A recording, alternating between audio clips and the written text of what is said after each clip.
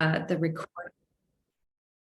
Fantastic. Here we are in the middle of July, and it feels like we have gotten to this place so quickly. I hope everyone is enjoying the summer and finding ways to create what's possible. I know this topic is so popular in my coaching practice, and it's popular in corporate speaking events, and it's popular in my own life right now. I'm entering this new season, and I'm reminded to pull out all of the tools that have worked in the past and that I'm learning a new masterclass level life experience with. And so, as always, I never ever ask anybody to do something that I'm not willing to do myself. So I'm dusting so much of this off and being really present to it as well. So I'm thrilled to be here with you. I'm really glad that you took the time to make yourself a priority and join me here.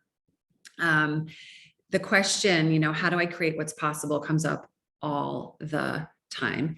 And it also comes up with a lot of, but, I want that, but I want that and I can't, or I want that and I don't deserve it, or I want that and I don't know how. And all of that's valid. I'm not asking you to abandon some lifelong thinking or to really make sweeping change in your life. Just the opposite. I'm really inviting you into this really graceful place of just being who you are and welcoming in some new thought around what you want right now, because who you are in this moment is shiny and new and fresh, and who you were last moment informs who you are right now. So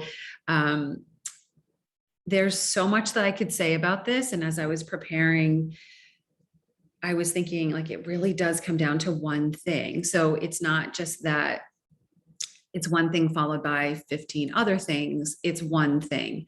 And so I wanted to come on and share this with you and give you 3 basic things that you can do to integrate. I'm not going to say overcome the one thing. It's just to be mindful of the one thing and then integrate how you want to show up in the world so that you can create what's possible. Because if you followed me for a day or 15 years or 54 years, you know that I truly do believe that anything is possible, and it's all within us to do that. So let's dig in. The number one reason I have found that people aren't able to experience what they want to experience, whether it's in their mind, their body, or their spirit, or all 3, is that they are deeply committed to comfort instead of the outcome of what they're looking for. So it's such an odd and interesting thing, which we'll get into, but we avoid hard conversations because they're uncomfortable, which prevents us from growing and finding relief and deepening intimacy. We avoid exercise because it's uncomfortable to get up earlier or leave the office after 10 hours, or because it's uncomfortable to sweat or push ourselves out of our comfort zone. We resist eating healthy because it's uncomfortable to potentially spend more money, or it's uncomfortable to give up the things that we've loved and those flavor sensations that we've enjoyed for so long. Or maybe it's uncomfortable just to taste new flavors, or to cook differently, or to shop differently. It's uncomfortable. It doesn't feel aligned for us sometimes. And we resist asking for what we need at work or in relationships because it's uncomfortable to break the status quo. It feels really uncomfortable to tell someone what we think or feel because we haven't practiced it, or maybe we didn't learn it growing up, or we haven't experienced that level of communication in the past. And it's okay. Like, all of that is okay. Feeling uncomfortable is okay. It informs us. All of that was then. This is now. And today is the absolutely only place that you can change from. It's the only time that you can do anything about, right? The past is exactly where it's supposed to be. You've already had those experiences, and there's tons and tons of information there for you to harvest and apply right now. Anything that you're worried about in the future is just that. It's in the future. You can't do anything about it. You don't have all the variables. The only place to create change from is in this exact moment that we're in. And so the invitation becomes, how do I stand in this place in the present and take some inspired action? Not to push hard, but how do we take inspired action? it's just so interesting that we have this deep, deep commitment to comfort. So doing the things that make us uncomfortable get deprioritized in favor of things that we're familiar with, are easier, are just more comfortable. And we all do it, by the way. We all do this. I do this.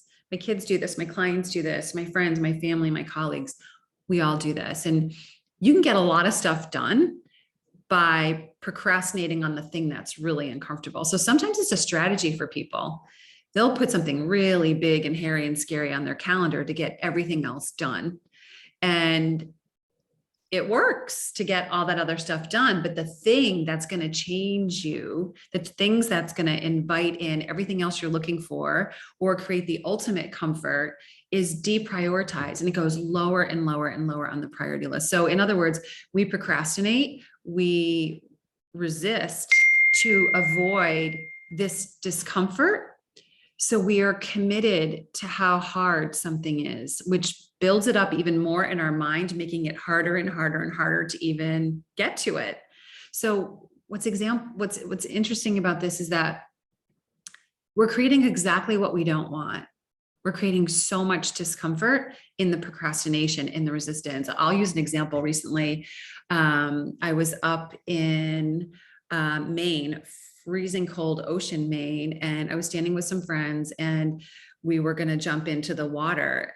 We were just really looking to be refreshed, and I was so excited to feel refreshed, but I was standing on the dock, like, that was going to be so cold. And I was so committed to how cold it was going to be. And for those of you that have not gone swimming in Maine, it's ridiculously cold. It will shock your body like nothing else.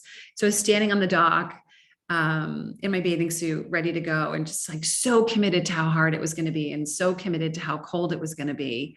And my friends had jumped in, and I'm standing there going, but I really want to feel refreshed. And it just dawned on me that I'm committed to this being crazy cold. And I lost sight of the desired outcome, which was to feel refreshed.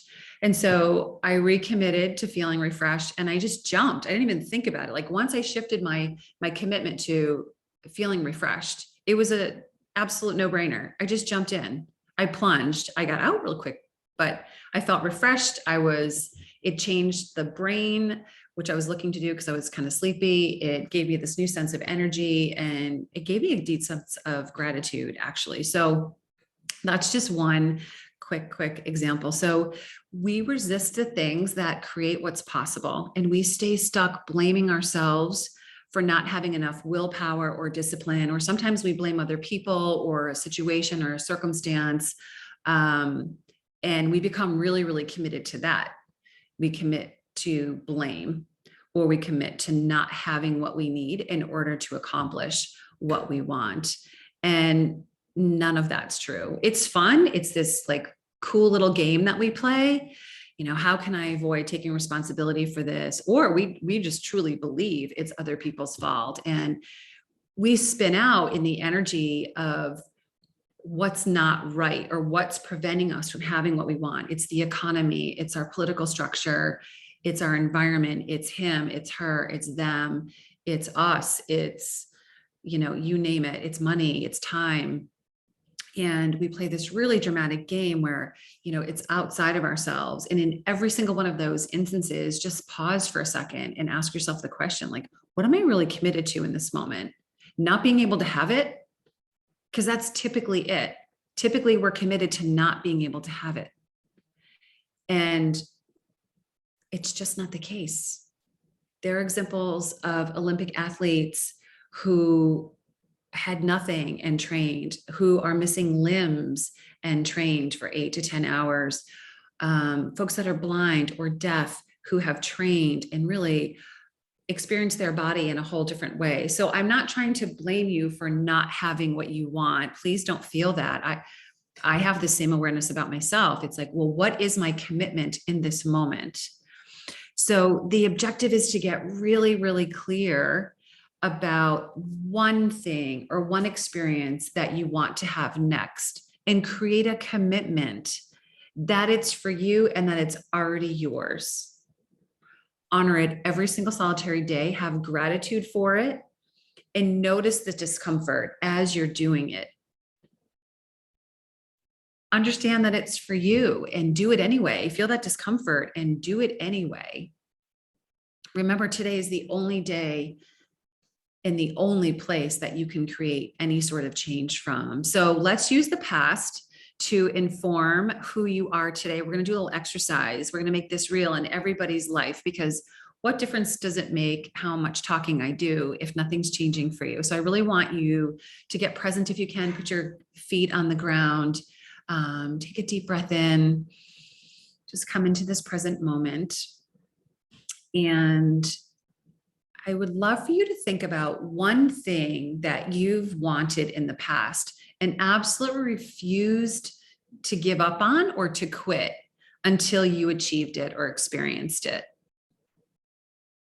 And I'll share an example for myself. Like, I always knew that I wanted to have children.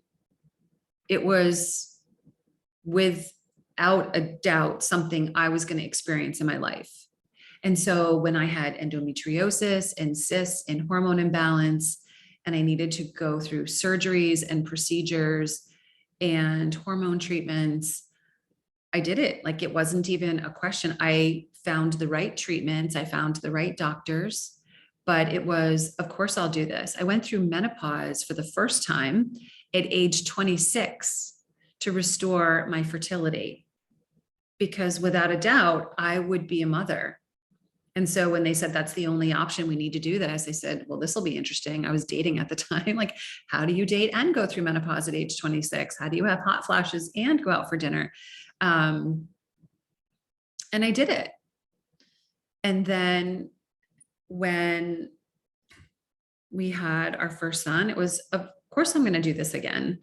And it was just my deep commitment. It was like such a no-brainer for me. I was just really, really committed to it. I was not willing. So everything that I did just lined up. And again, I did my research. I did the things that I had to do. It was massively uncomfortable to do the things that I had to do. But with research and talking with the right people, I felt the discomfort and I did it. So if you all have something in mind, can you give me a thumbs up? Can you give me a nod? Some place from your past where you experienced something that you just were absolutely never going to give up on. Do we all have something? Okay. If you don't, you can listen to the replay tomorrow and come up with something. If you could take one word that described that for you, that one experience, what was it? So again, we're using something that you manifested from your past to help you create what you want next in this life. So just take a minute based on that example that you were just thinking about and write down a word that will help you remember it. For me, it was children. That was my one word. Now, I want you to write down one thing that you want next. So I'm done having children. But I have something in mind that I want to experience next. And I'm really, really, really excited about it. So remember, this is just a placeholder for what I'm about to talk about or what I'm going to share next for you, which is the three things that you can do to create what's possible. So if you haven't already, write down one word of what you want to create next. Okay. What are the three things that you can do to create what's possible? Number one is state your commitment and reaffirm it every single day. When you wake up in the morning, regardless of what your morning routine is, maybe you immediately go to social media, or maybe you get coffee and you turn on the news, or you read or meditate, whatever it is, it's okay. Don't stop doing what you choose to do in the morning, but please state your commitment for this next thing that you want, whatever it is. Maybe it's joy in that day.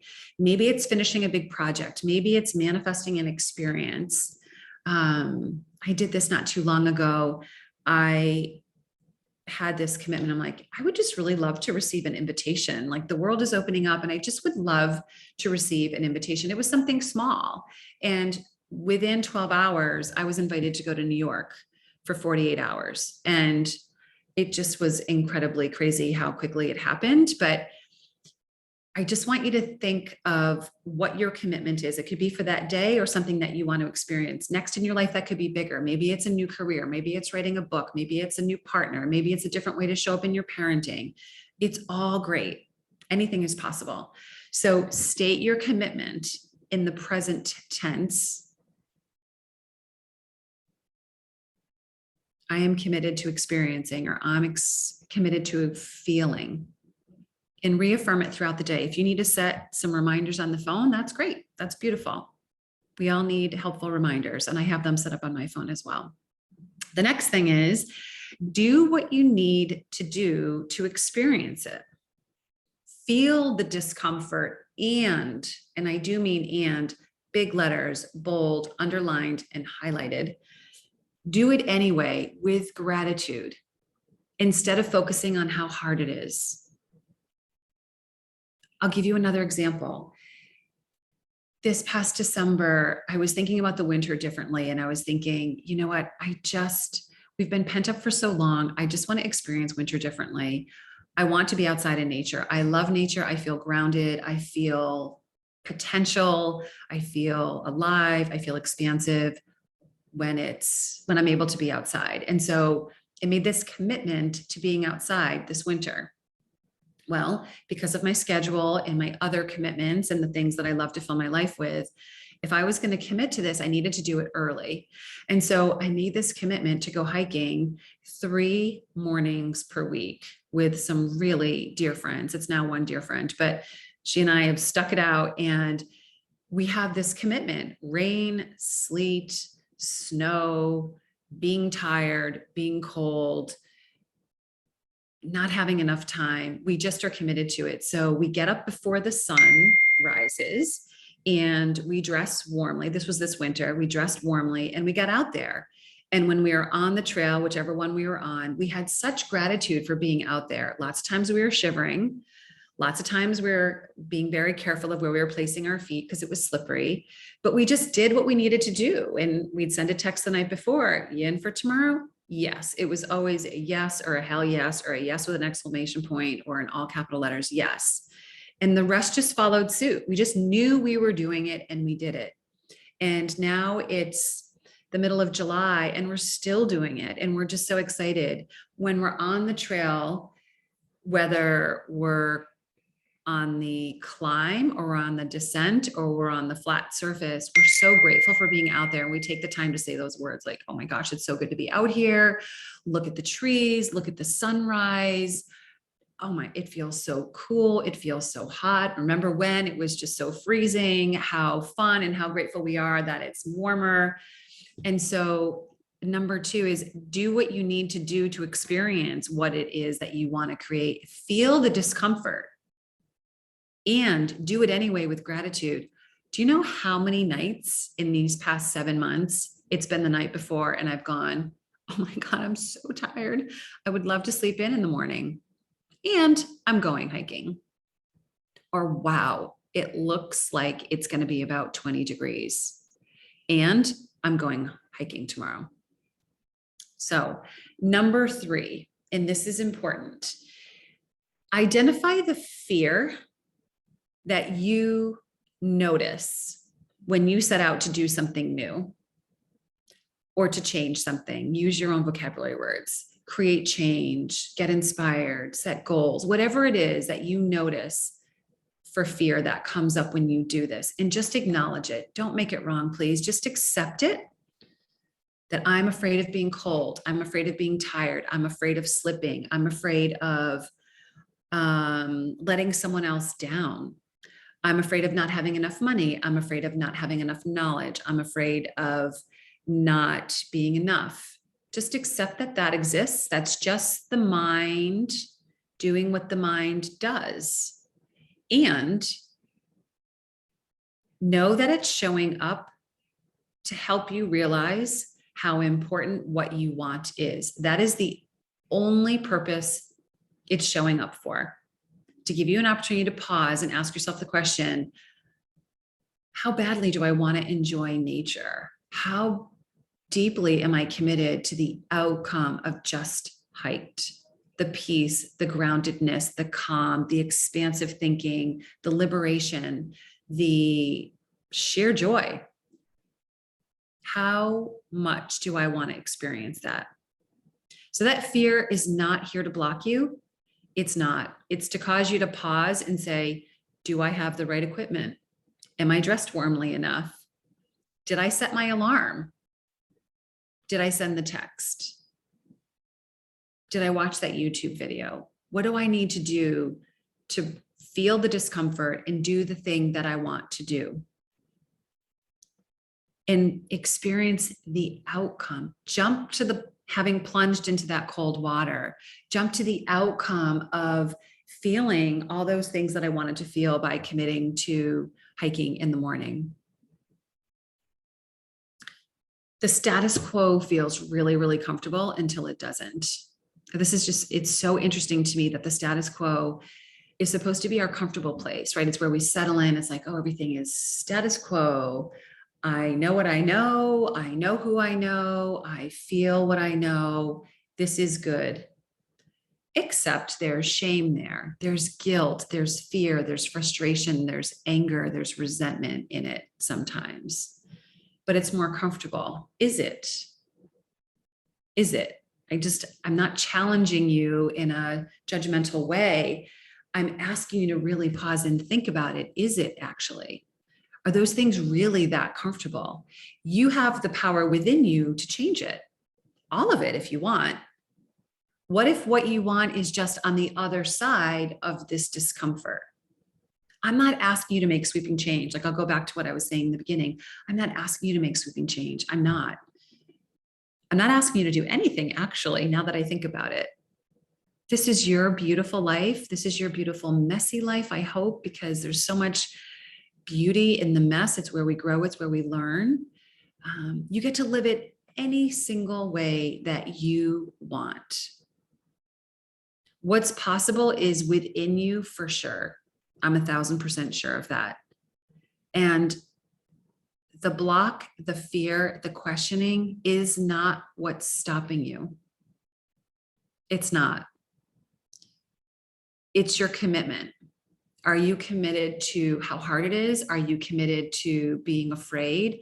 Are you committed to the things that you perceive are showing up to stop you? If there's some safety things involved, pay attention.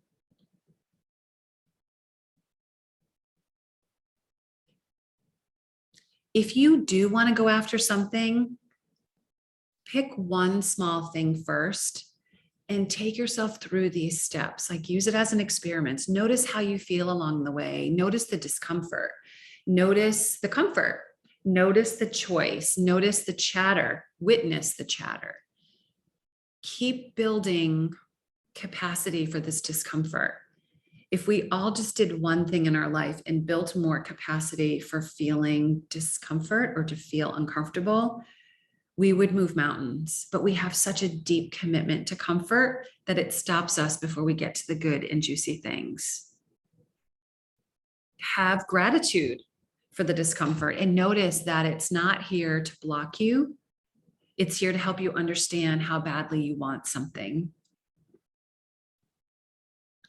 It is, I sound like a broken record when I say this, but I'm going to say it again. It is all for you.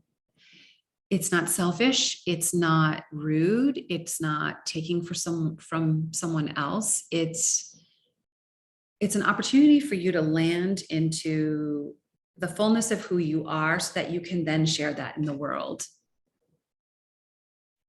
There's so much that comes up for us in terms of can't, don't deserve, not now, not enough time, money, energy.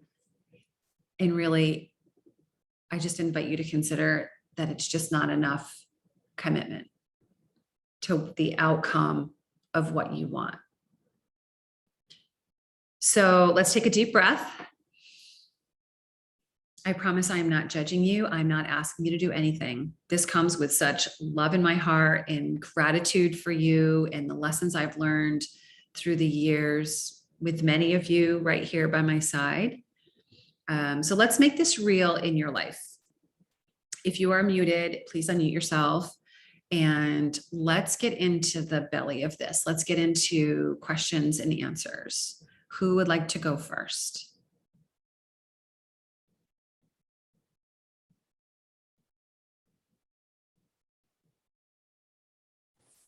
I will. Okay. So you want me to go through this exercise, state your commitment? Hi, Pam. Yes, if you would be willing, I would love to hear it. And I'm sure others would feel connected with you in it. Okay, so I want to write this book. And so I am committed to doing that to kind of as a catharsis, as the culmination of all the work I've put into writing for years. And to kind of, and for myself more than anything else, for myself to get this thing done. And what I need to do to experience it is to really make the time to do it. Work gets in the way, and it's going to take some real planning and commitment on my part to kind of set aside an hour a day, whether it's in the morning or night, to really just put everything else aside and just focus on it. And I'm totally afraid because it's a huge undertaking and I really want it to be a success, a successful commercial book. I don't just want to write this for myself. It's something I really want to make my next career, is to be a novelist. So, and I'm totally afraid of failing. And I could fail because oftentimes writers do fail, but so that keeps me from putting in the hard work, I think, because I'm afraid. So now I have to, and I guess you're right, because I'm afraid of failing at something that I really want to do. Yeah. Yeah. Thank you for sharing all that, Pam. It's such a good example. Do you mind if I coach with you around this? No. Okay. So you've identified that this fear, that you've been committed to this fear. You didn't say those words, so I'm going to say them. And I just want you to hear them and see how they resonate within you. So I have been committed to the fear of failure. How does that feel?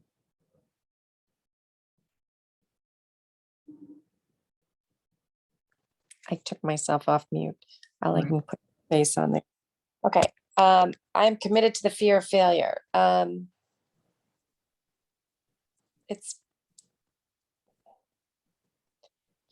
mean, I am committed to the fear of failure more than I am committed to the book. I'm There it afraid. is.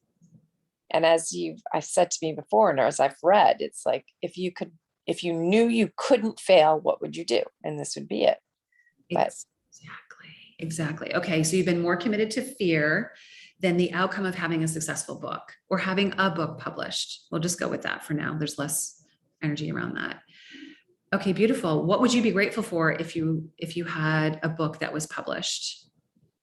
what would I be grateful for? Being able to carry through on this commitment more than anything, because I think it's easy for us all to kind of get derailed from our goals because there are things that can take the place of something that you might really want and make excuses. So I would be grateful for the just for the experience and showing that I could stick to it and really do something.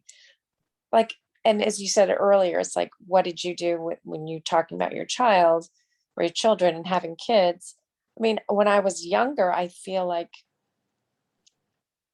I still had those fears, but I was willing to forge on. I think now things get in the way. So I would be thankful for the fact that I was, or grateful for the fact that I was in a frame of reference where I really didn't want to give up. Because I think as we get older, it almost is like we accept that we're going to give up on some things because we don't have enough time, or because we don't have enough energy, or because other things get in the way and it doesn't really matter. So we make all excuses. Whereas when we're hungry and young, we have that quality of life. So I would be grateful for that quality, that inner quality and spirit. Beautiful. And so as you talk about when you're young, you just had this commitment. It's like, I'm going to do this. I can't fail. Like I'm young, I'm invincible. I'm committed to it. Like it's just going to happen. Just like me with kids. Like, what do you mean I have endometriosis? What do you mean I need surgery? What do you mean? What? This might not work. Not happening. Like, what do I need to do? And so understand that the commitment has been to the fear or excuses or this disempowering thought or belief. And it's okay. There's nothing wrong with that.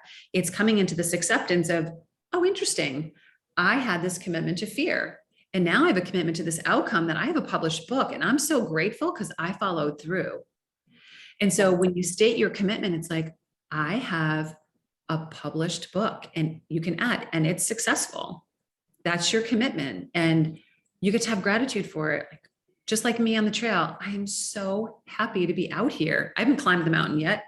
I'm just happy to be out there. I'm out in the experience because that's it for me. It's the experience of being out in nature, regardless of the weather, just being out in nature. So when I'm out there, I'm deeply grateful. And so when you're writing the book, when you're tying up the loose ends of the book, maybe you're rewriting the beginning, whatever stage you're in, it's my commitment. I am so grateful that I have a finished, published, successful book. This experience is fun. I'm so grateful for the time to write, because something you said is so important. And if you didn't bring it up, I was going to bring it up. If any of you didn't bring it up, I was going to bring it up. This notion of not having enough time. I do this experiment all the time when I'm doing corporate talk, corporate speaking. And I ask people to take out a piece of paper and it starts with 168 on the top. And then I have people do a quick estimate, like how much time do you spend sleeping in a week? How much time do you spend in your car? How much time do you spend eating? How much time do you spend working? And then I keep deducting and keep deducting and keep deducting. And almost always people come up with, wow, I have 60 left. Well, those are hours. We have 168 hours in the week. We have 60 left or 40 left, or sometimes just 20 left, or sometimes just 3, or sometimes we feel a deficit. It's time to look at your most precious, precious, precious, valuable asset, and that is time. Are you spending it on the things that you're deeply committed to? Because maybe more time on social media or Netflix, I'm not judging, I do that too, or sleeping more than we need to, or I don't know, pick it. Are you doing the things that you deeply value? So when you're in your commitment and you're in your experience then, and you're doing the things that are uncomfortable, including carving out time from something else, be grateful for time. Like, I'm just so grateful that I've carved out time to enjoy this book. I'm uncomfortable writing this book. It feels hard. And capital and bold, underlined, highlighted, and I'm doing it. And then when the fear comes up again, yeah, but, oh God, I'm just so afraid it's going to fail. Oh, there you are again. Like, there you are again. Thank you so much. It's just testing.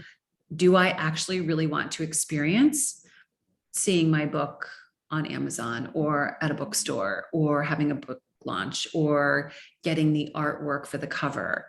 Like, are you more committed to the fear than that? Because that's okay too. This isn't the like change everything in your life and be committed to it. The thing that I want you to be committed to regardless, it's creating what's possible. And it's different by person. Thank you, Pam. You're welcome. Any comments on that? No? Okay. I hate to sound like a copycat, but I actually have a very similar experience to Pam, and a goal that is very similar to her. But I would like to share. So when I did the exercise, I kind of had to look past, and one of the things that I have been working on is buying a new home. And as of last month, this is my new home, and I am thrilled to be here. And it took a long time. You know, it's my first house, so it took a lot of commitment, but it's definitely something that I can draw on moving forward. Congratulations, Christy. Thank you. How much fear came up for you when you were buying your home? A lot. A lot. It was a very tear-filled experience Mhm. for me. You know, can I do it? What it's a lot for me. It's I guess if you frame it in your way, it's a commitment to the what ifs, Mhm. right? What if this happens? What if, you know, that happens? I'm a single woman, so what if something happens in the house that I don't know how to take care of? Mhm. Um, so So miraculously, you had all that fear and you're in your new house because your I commitment to being in your house exceeded your commitment to the what if. exactly, Yeah. exactly. It So is the only thing that is blocking us is our commitment. yeah, Yeah. It's not willpower. It's not discipline. I promise you. And I know I sound like a broken record when I say this because I say it all the time. Willpower and discipline are the two least effective strategies, the least effective tools in our toolbox. And I know that's devastating news to people who just like to gut it out and do and do and do and do some more and push harder and push harder. I'm not shaming you. I've done it. I still do it. But that's not what's blocking you. That's not what's preventing you from reaching any of what you're wanting to create. It's your commitment to the outcome. You will sometimes make it more difficult by pushing and pushing and pushing and not realizing that your commitment to hard is what's keeping it hard. mhm. I could give you several examples of that. Thank you for sharing, Christy. Any other questions or comments? No? All right. I will share with you that there are two upcoming programs that I would love for you just to hear a real quick bit about. Creating what's possible is not that hard, actually. It's just that we don't have the structure. We haven't gained the skill. We haven't heard what we can do in terms of shifting our mindset. It's just so limiting to think that we can do it on our own all the time. And I'm guilty of that as well. And when I ask for help or I learn a new skill or I watch a YouTube video and I break free, I'm like, of course, how am I expected to know how to manage my thoughts, my feelings, create everything I want that's possible and not learn any skill? Because I got here based on a skill level. So it's just skill that prevents you from getting to this next place. There's two programs that are coming up. The Ideal Life Method is starting again. We're just finishing up a round tomorrow. It's always so sad when it ends. It's the Ideal Life Method. It starts on August 11th. It's Wednesdays at noon. And you just need to enroll by July 31st, which is in 11 days. The other one is called the Fall Focus, which is the spring refresh. If you saw me on social media and you saw the emails about that, that's been an incredible program. It's a 4-week program and it's to reboot your mind and your habits to get back on track or to create what's possible, mind, body, spirit. So it's a shorter program. You have to enroll in that by September 3rd, and that starts September 13th. And those are on Mondays at noon.